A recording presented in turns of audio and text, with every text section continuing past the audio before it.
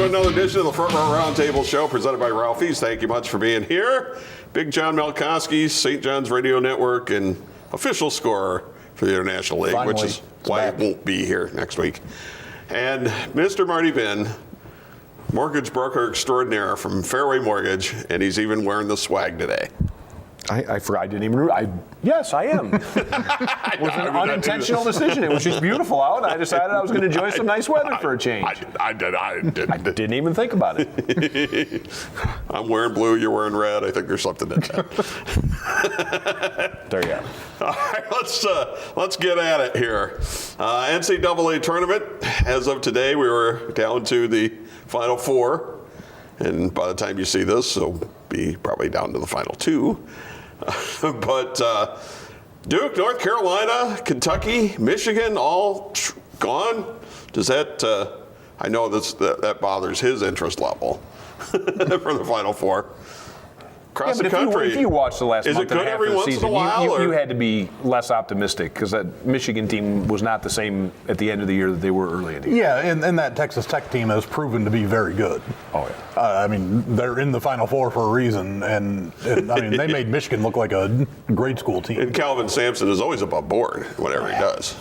Well, so what do you think the NCAA is thinking? You've got Kelvin Sampson, you've got Auburn, Bruce Pearl. Bruce Pearl had an assistant coach fired, had an assistant coach suspended for taking money for players, and they're in the biggest event here. And we know Michigan State's been lily clean with all their. They've never been on probation or anything. I was talking about other problems. Well, that wasn't. I know. That wasn't the basketball team's problem. Yes, I know. But you got that jab in there. So. Well, if we were jabbing, we might, Well, we were basketball jabbing, actually. All right, fine.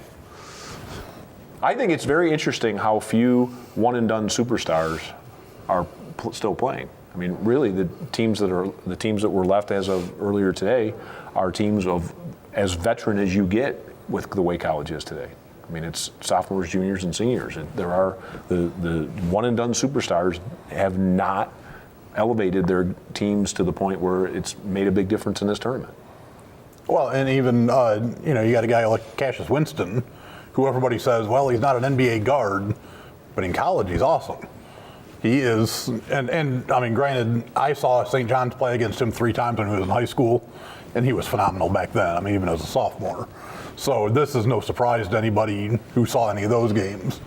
But, I mean, he's a junior, he's, a leader out there, he's got the experience, and that's what you're seeing, a Texas Tech led by a junior.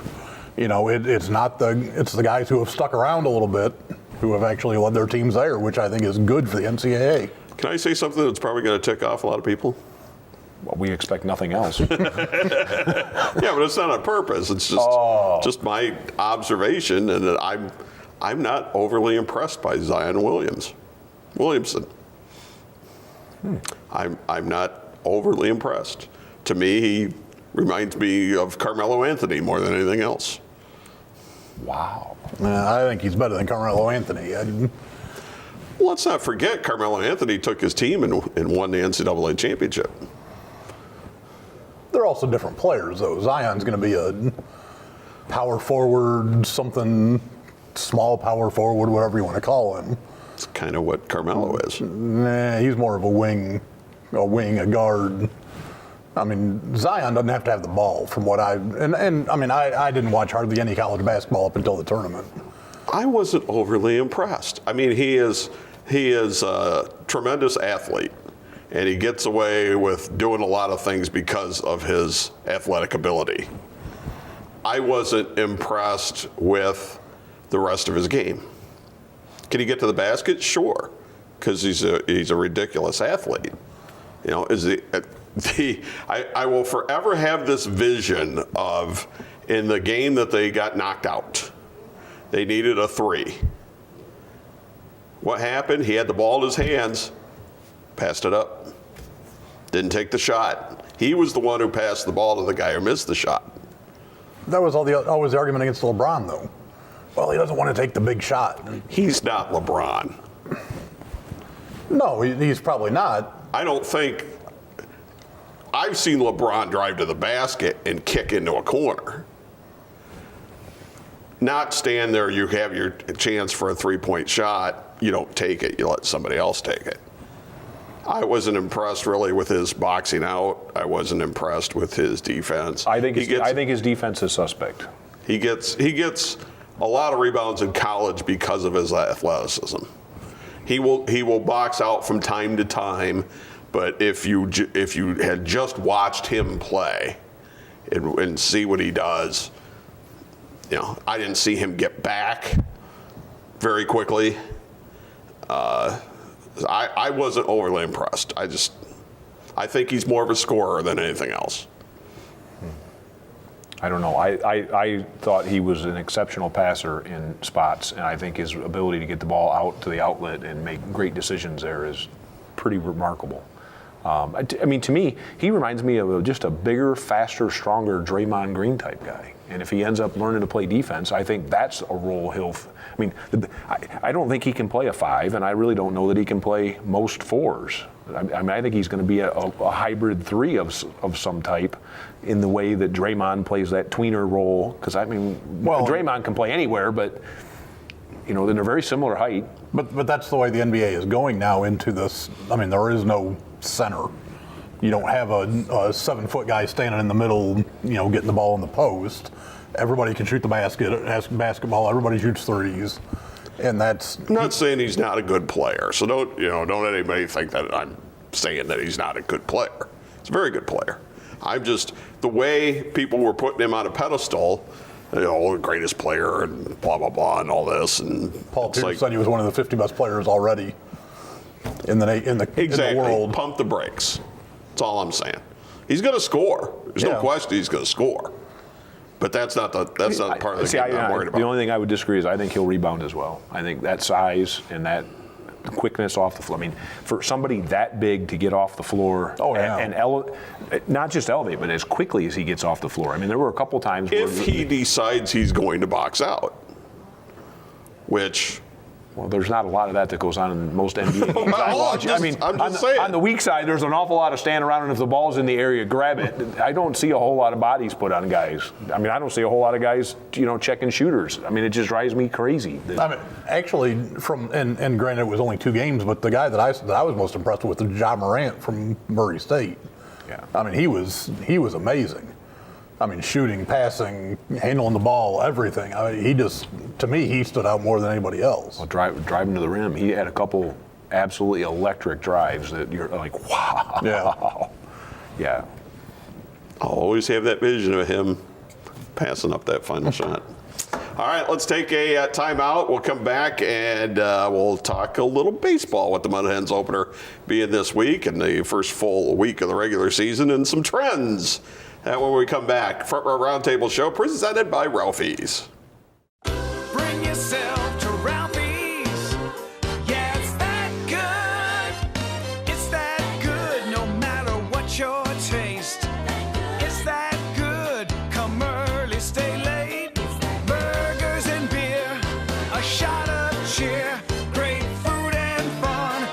It's that good here. Bring yourself to Ralphie's.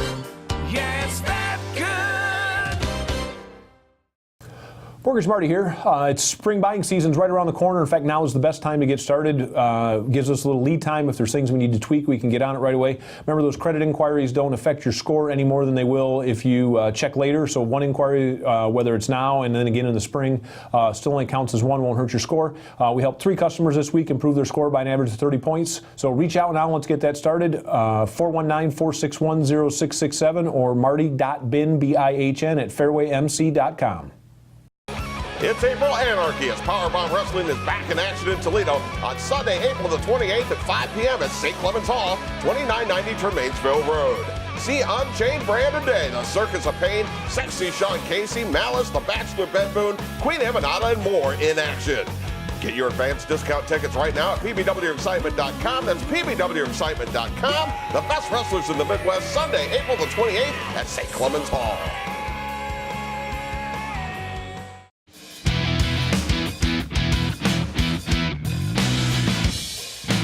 And And back we are, Front Row Roundtable Show, presented by these guys, Ralphie's. My home away from home. If I'm going to watch a game, that's where I'm going. All kinds of great specials throughout the week. You need to check them out online or on Facebook, Twitter. They're all there. All right, let's go. Baseball time. Mud Hens had their home opener. That season is going.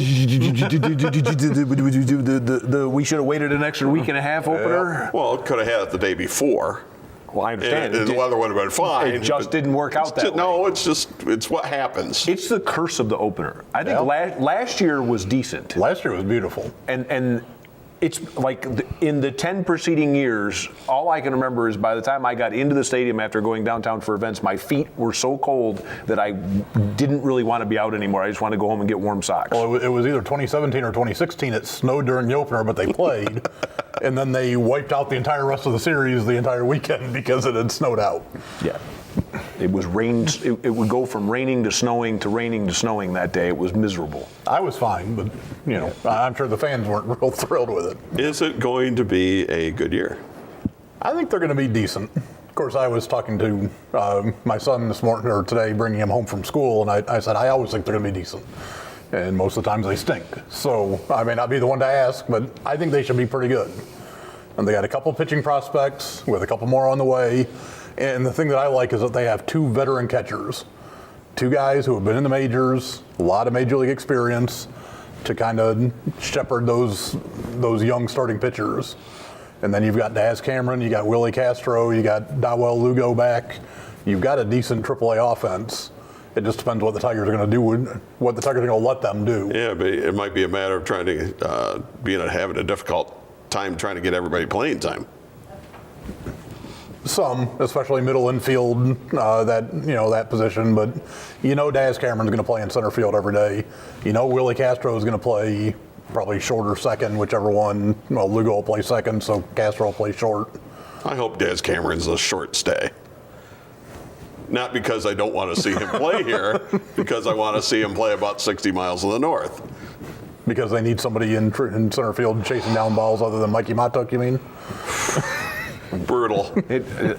You cannot say what he does is reasonably construed as chasing down balls. I mean, you could say going to pick it up after it lands in a spot in the After it stops outfield. rolling. Right. What'd you do today? Well, I ran over there and picked one up and threw it to the other guy. Well, I mean, to be fair, he doesn't have it's not like he has two gold gloves on the ends either. I mean, you've got two lead gloves plus Mikey Matuk, who's not really a center fielder. That's not. Well, we know that. That's not really a good match. Would totally agree with you on that one. I know it's early, and often teams start out slow offensively because the weather hasn't warmed up yet. But as slow as the offense was last year, it's gotten worse so far. Because I think the batting average last year was, for Major League Baseball, was the worst it had been since '73. Yeah. It's below that right now. and for the first time last year, there were more strikeouts than hits on the season. The gap is bigger right now. It's early. Granted, it's early. But when you see Matt Boyd striking out 13, you go, what's going on here? I was just going to say, if you go back to Wednesday, Matt Boyd strikes out 13. The Tigers as a team strike out 18 in that game. The Rockies and Rays played a 1-0 11-inning game. There was another 1-1 game headed to extra innings. It's bad, and a lot of times the pitchers are ahead of the hitters. And especially now when your starter only has to go 5 innings, and then you start bringing in the big arms. Because last I checked, the American League was hitting like 228. Yeah, that sounds about right. To me, it's really hard to watch consistently that level, because it's not like I'm with you guys. If it's dominant pitching, that's one thing. When a Max Scherzer's lighting it up and the cutter and the slider are moving like crazy and nobody can touch his off-speed stuff, that's impressive to me. But we're seeing guys light it up from, well, I don't even know what we're seeing such poor performance in the box that we're making pitchers look great who aren't. And to me, that's not good baseball. Well, but that's the way everybody's coached now. It's the uppercut swing, it's swing for the fences, and they don't care about strikeouts anymore. And unfortunately, that makes for a slow game because you've got a bunch of swing and miss. I thought when the Royals won it all, I thought that would change how batters made their approach at the plate. Because when they won it all, they made more contact than anybody else did, and won when people didn't think that they were going to win. And I think that was part of the reason. And I thought that would change things. It hasn't. It's gotten worse. Yeah, and I think if a team did go back to the, not necessarily small ball, but go for, try to hit some doubles, hit some singles and move guys around. But the home run is what everybody wants. They put 4 guys on the right side of the infield for Joey Gallo from Texas. And he grounded right into the shift. And he refuses to change. And that's to me, it's just painful to watch when that happens. Like you can't, you're not enough of a hitter to punch one through the other side when there's nothing over. I mean, seriously, nope, brutal. Remember Brett Butler played for the Indians and played for the Braves and that. When he bunted, he hit .499 when he bunted. Yeah. And that is so far gone now. There's a few guys that can still do it. What is bunt? Can you tell our viewers who are below 25 what a bunt is? Because I don't think most of them know. It's what you would do when they put 4 guys on the right side of the infield. I mean, if you could just put the bat on the ball and guide it over there, you're going to get a double. By the way, what happened this week really upset me because it makes John's case that the National League isn't completely obsolete when Zach Greinke hits 2 home runs in a game. I was somewhere when I saw that thinking, oh boy, I can't wait till John does the "I told you so" and it's not terrible to watch. So, First time in 2 years, big deal. If the AL is going to hit 228, I mean, pitchers don't hit much worse than that. Wow. I still like the DH better, but I watch it. There's a handful of guys, pitchers that can hit. There always have been. There always will be. Madison Bumgarner is a very good hitter. No, Michael Lorenzen's playing center field for the Reds on a not normal basis, but every once in a while. And as Greinke's arm continues to age, who knows? He might be one of those guys that has a little change. Into pinch hit. Well, I mean, you can go back Tiger history. You go back to Earl Wilson, who hit, I think, 7 homers in '68, the year they won the World Series, and drove in 22 runs and actually made some pinch hit appearances. So, I mean, there's a history. Don Drysdale was a good hitter, but still, if it wasn't that big a deal, it wouldn't be all over SportsCenter and all over the highlights and leading with, hey, a pitcher made contact. All right, we'll take a time out. And when we come back, our failure segment is coming up next. We'll explain. It's the Front Row Roundtable show presented by Ralphie's. Bring yourself to Ralphie's. Yeah, it's that good. It's that good no matter what your taste. It's that good. Come early, stay late. Burgers and beer, a shot of cheer. Great food and fun. It's that good here. Bring yourself to Ralphie's. Yeah, it's that good. Mortgage Marty here. It's spring buying season's right around the corner. In fact, now is the best time to get started. Gives us a little lead time. If there's things we need to tweak, we can get on it right away. Remember, those credit inquiries don't affect your score any more than they will if you check later. So one inquiry, whether it's now and then again in the spring, still only counts as one, won't hurt your score. We helped 3 customers this week improve their score by an average of 30 points. So reach out now. Let's get that started. 419-461-0667 or marty.bin, B-I-H-N, at fairwaymc.com. It's April Anarchy as Powerbomb Wrestling is back in action in Toledo on Sunday, April the 28th at 5 p.m. at St. Clements Hall, 2990 Tremainsville Road. See Unchained Brandon Day, the Circus of Pain, Sexy Sean Casey, Malice, The Bachelor Ben Boone, Queen Emanata, and more in action. Get your advanced discount tickets right now at pbwexcitement.com. That's pbwexcitement.com. The best wrestlers in the Midwest, Sunday, April the 28th at St. Clements Hall.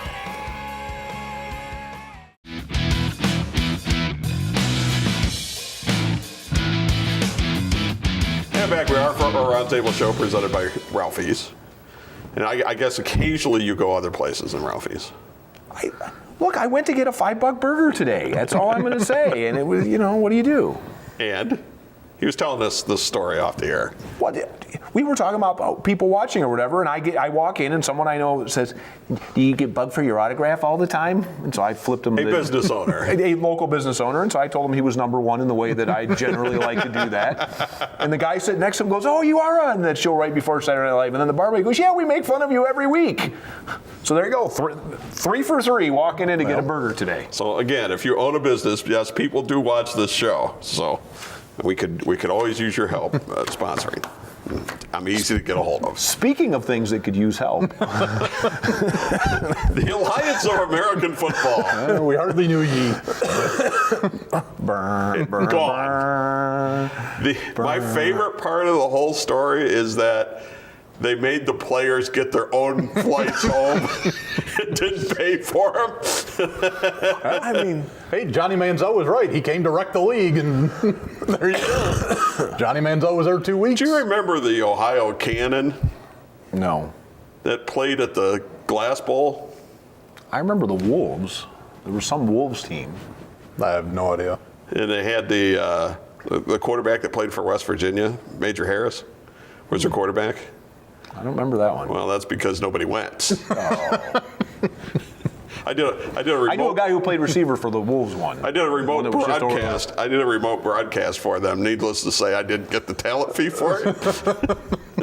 So somewhere, somebody still owes me some money. Unclaimed. There's a state unclaimed funds thing, and 43 cents, which was your share I should of start what was making left. the list of people that owe me money. I was going to say, that's not the only one who owes you money. is it? I'm never going to see. You guys are. He's not surprised. He saw this coming a long way. Yeah, I mean, everybody, on Twitter the first week, oh, this is great. This is going to be around forever. And I'm like, dude, just hold on. The XFL started the same way. The XFL even had double the ratings for week 1. The more I thought about this, I started listening to some people, including Jeff Pearlman, who has written a number of books, and he wrote one on the USFL. And he mentioned that when the USFL did their thing, the NFL was not a year-round business. And now it really is. Yeah. Because now with the signings in the off season, they've stretched that out through March and into April, and now you when got the that's draft. dying down, the draft is coming up at the end of April. Even the combine is on major TV now.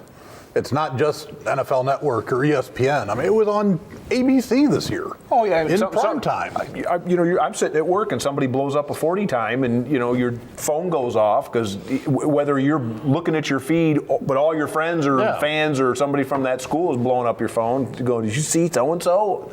No, I'm at work. Leave me alone. It's the combine. I can get the results tonight. The Underwear Olympics, as I've heard it called. So and what you guys were talking about too is that with the draft being pushed back and how difficult that is then to get players before the draft. I don't know if it can be done anymore. I don't know. We know it can't be done right now. We know the XFL is going to Vince McMahon's going to try it again. And again, if you're Vince, are you looking at this laughing, or are you looking at this thinking, should I do this next year? One of the people that developed this league was Dick Ebersold's son. Yeah. And Bill Polian. And we're not talking about but people with Vince McMahon and Dick Ebersol are really, really good friends, and they were the two that went in on the XFL. I don't know. Yeah, I think if I were Vince, I'd keep my wallet in my pocket. Well, he's in his 70s, and he's got a lot of money that he can throw around, and you can't take it with you. Speaking of failures, I bet you can get some shoes pretty cheap right about now. if you like those. And when I heard that the other co-owner was embezzling money, I thought, God, it couldn't have happened to a better family. The Big Baller brand. For those who don't know what we're talking about. Couldn't have happened to a better family. I didn't really pay attention to it when they were selling the $3,000 sneakers or whatever they were at the time. How could you not? You had that idiot screaming at everybody all the time. And everybody kept putting them on the radio and TV. That's the only good thing about this ending is maybe he will actually be shut up somewhat permanently. The impersonation of him on Saturday Night Live was just totally hysterical. Yes. It's so dead on. He might have been more annoying than Stephen A. Smith getting a raise. He may actually be more annoying than Stephen A. Smith. Mr. Transition guy. Well, I'm just saying. I mean, That's pretty good. if we're going into failures, because I don't understand how he's about to be the highest paid ESPN guy ever. Please explain that to me, because all he does is drive me absolutely bonkers. We were all texting about what we were going to talk about on this show, and he sent me an article from the New York Post on Stephen A. Smith, and how he's got 2 more years left on his deal. I think so, yeah. But the experts think he's going to get somewhere between $8 and $10 million for his next contract and be the highest paid personality at ESPN. Which is weird, because, and maybe it's a demographic thing, but I never talk to anybody who watches him or who watches the show or whatever he's on. And it's unlistenable on the radio. I mean, once in a while, because I'll have, I don't change the channel from a game the night before or something. You get in the truck and it's like, oh God. I mean, it's awful. Yeah. It is. Dwayne Haskins, the running quarterback. I mean, and he's gotten a lot wrong lately. Oh, yeah. Like epic fails. Like Mike Socia still being the manager of the Angels. Correct. Yes. I have a theory on that, actually, is that you go back 10 years ago, or even really, somewhere along those lines, when Mike and Mike were really hot, ESPN Radio and sports, 24-hour sports format took off in that, and you had thoughtful takes and thoughtful conversations, and you could tell people did their homework. And I'm sorry, they had a certain president that came in at ESPN and really just dumbed it down. Went the lowest common denominator route, which I totally hate. Oh yeah. I mean, Le Batard's show, they spend a third of each show talking about farting or burping or. And all the quality people all left. And then they split up Mike and Mike, which is like the stupidest thing you could have possibly done. Greenberg's getting, $6.5 million to a morning show that nobody watches. Yep. And the overall in case ratings, anybody's recruiting out there, I'm willing to do for a morning show that nobody needs to watch for half that. Well, the overall wanna be ratings clear. went down so much, and Stephen A. Smith is such a car accident that he's going to get people to watch just out of morbid curiosity of what stupid thing he's going to say today. Well, there was back when Howard Stern was the Stephen A. Smith of the time. I mean, I read a study somewhere where the person who said they were a Howard Stern fan watched or listened to for an average of like 45 minutes. And we got to run. If they didn't, they listened for an hour. The people that didn't like him. Yeah, we got to run, but the overall ratings have sunk so far. He's the cream of the crop, but that's still not back to where it should be. We got to go. Saturday Night Live next, Powerbomb Wrestling, 2 a.m. And we'll see you next week here on the Front Row Roundtable Show, presented by Ralphie's.